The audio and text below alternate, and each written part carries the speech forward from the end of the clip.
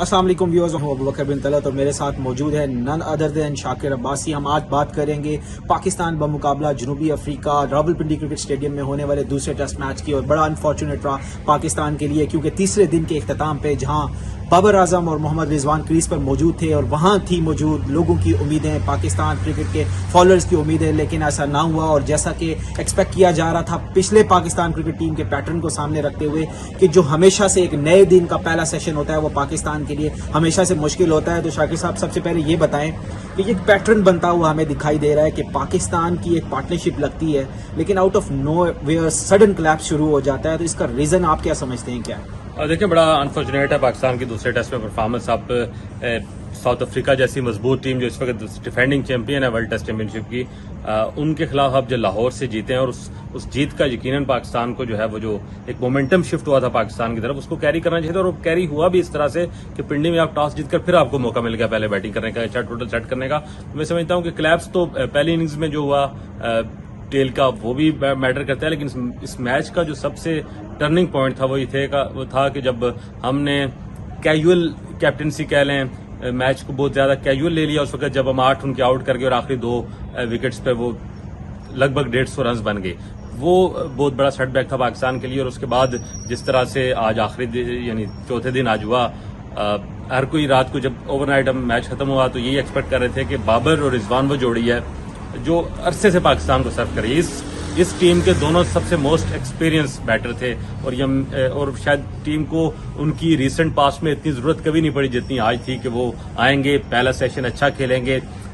क्योंकि बाबर ऑलमोस्ट 50 कर चुके थे, 49 पे उन्होंने जो है वो रात फिनिश किया जब खेल खत्म हुआ। तो ये एक्सपेक्टेशन ये थी कि बाबर कहीं वो जो उनको एक तलाश है 100 की, उसकी तरफ भी जाएंगे। और इस बार अगर 50 और रन कर दें तो ये 100-150 की अगर पार्टनरशिप आज लग जाती है हमारे लिए अच्छा स्टैंड आज के पहले सेशन को गुजार जाते तो पाकिस्तान रिलेटिवली बेटर पोजीशन में होता है। 150 से 200 का भी टारगेट दे जाता पाकिस्तान।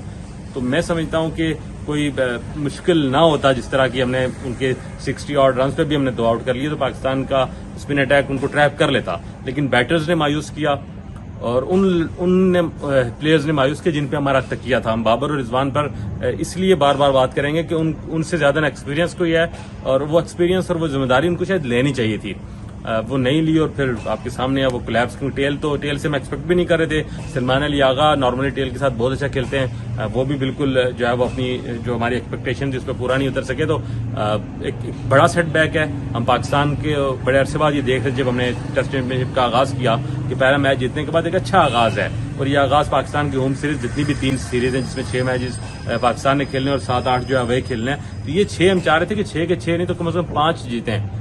अगर हारना कोई नहीं है, जीतना कोई है तो हारने पे ना जाए, ड्रॉ करें। उस सारी सूरत में एक बड़ा सेटबैक है उन उम्मीदों को जो हम चाह रहे थे कि पाकिस्तान बड़े अरसे से वर्ल्ड टेस्ट चैंपियनशिप के फाइनल के लिए क्वालिफाई ही नहीं कर सका। हम अपने होम सीरीज के जो 6 मैचेस हैं उसमें 5 जीत जाते, 1-2 अवे जीत जाते तो हम उस लाइन में लग जाते फाइनल के लिए।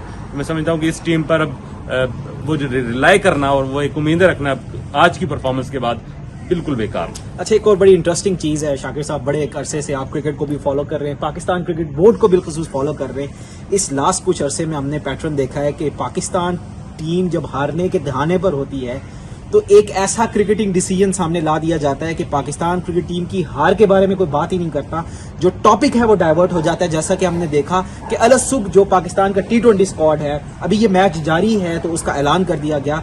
और एक सरप्राइजिंग एलिमेंट था बाबर आजम की इंडक्शन का, नसीम शाह की इंडक्शन का, और इसके अलावा 2-3 प्लेयर्स जो एक्सपेक्ट कर रहे थे टीम में होंगे वो वहां से बाहर चले गए।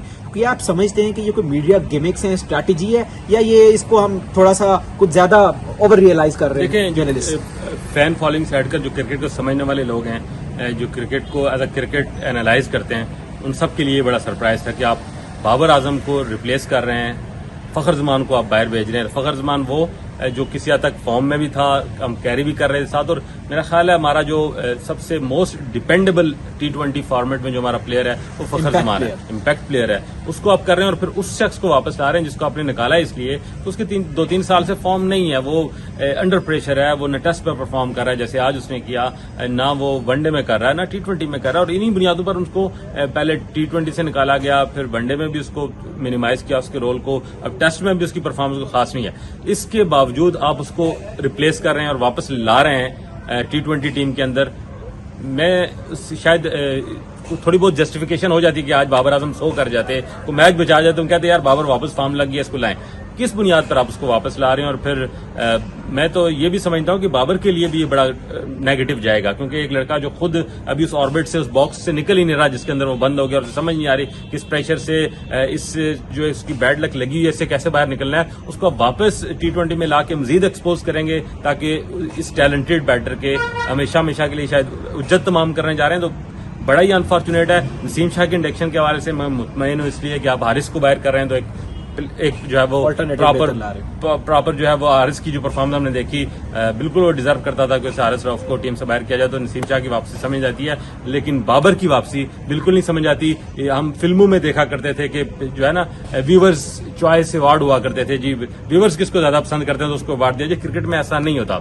مجھے پتا ہے ایک پوری ایک گینگ ہے, ایک کمپنیز ہیں پوری جو اس کیمپین کو رن کرتی ہیں کہ بابر بابر بابر, لیکن آپ کو کرکٹ میں جو سلیکشن کرنی ہے وہ ویور چوائس پہ نہیں کرنی, وہ لوگوں کے پریشر پہ نہیں کرنی, وہ میڈیا ہینڈلنگ پہ نہیں کرنی, وہ آپ کو فیلڈ میں پرفارم کرنے والے پہ کرنی ہے. اور بابر مسلسل نہیں کر پا رہے, آپ ان کو مزید پریشر ڈال رہے ہیں. مجھے تو یہ لگتا ہے کہ جب ان کا اناؤنس ہوا کہ وہ T20 میں آئے اور آج صبح آئے, تو پتہ نہیں شاید اسی مائنڈ سیٹ میں وہ تھے کہ پہلے اوور میں آؤٹ ہو کے وکٹ دے بیٹھے.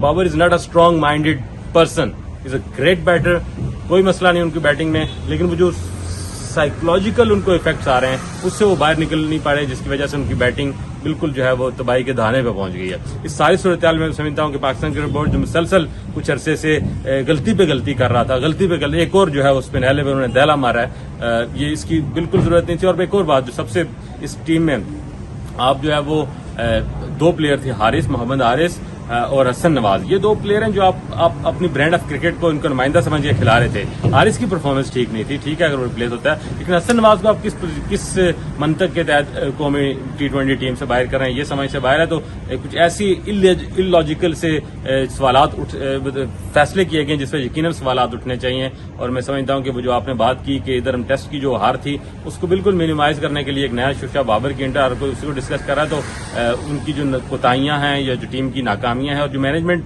فلاز ہیں اس کو اب پردہ ڈالنے کے لیے لوگ اب ٹیسٹ میچ کی بات نہیں کر رہے اور بابر کی آنا جانے کی بات کر رہے ہیں. تو یہ ایک ٹیکٹکس ضرور ہے, لیکن اب لانگ ٹرم میں پاکستان کرکٹ کے لیے بہت برا کر رہے ہیں. بہت بہت شکریہ شاکر عباس صاحب, اور اس امید کے ساتھ آپ سے اجازت چاہیں گے کہ پاکستان آنے والے T20 کی جو سیریز ہے اس میں بہتر پرفارم کرے گا. دس از ابوبکر بن طلعت, اور ہمارا چینل جو ہے لائک اور سبسکرائب کرنا نہ بھولیے گا. کل تک کے لیے اجازت دیجیے, اللہ حافظ.